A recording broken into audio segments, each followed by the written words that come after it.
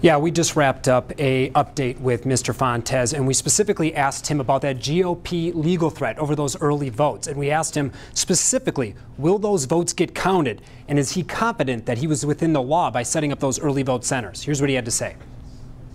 I want all of those votes to count, and I am somewhat disappointed that other people don't want those votes to count. We opened those emergency vote centers under the law, under a plain reading of that law.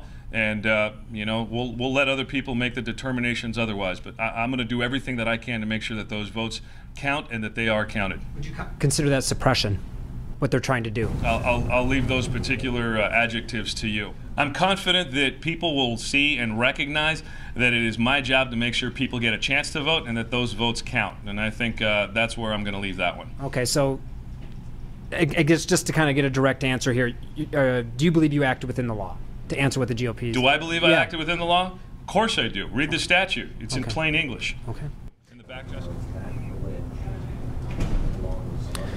Now there are about a few thousand votes that are at issue here, so we're going to have to see what happens with those in the days to come. Now, a couple other things he touched on was the total number of voters. It was a very high turnout this year. They're predicting about 250,000 in-person votes today. And he also talked about some of the problems they experienced. There was that computer outage that they fixed. They don't anticipate that's going to be a problem until the polls close within the next 30 minutes. And they also said that any issues with lines and printers not working, they've been able to address by sending out other computers or other workarounds to get around those things. So not the same type of problems that they dealt with in the primary. Now, again, the earliest results will come in at about 8 p.m., and that's all the early votes that have been turned in so far.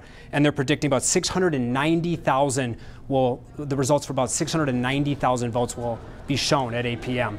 Live at the election headquarters, Dave Biskobing, ABC 15, Arizona. Certainly by 8 o'clock, we will have a really good idea where some of these races stand, even if we don't know the final results by the end of the night. Thanks so much, Dave.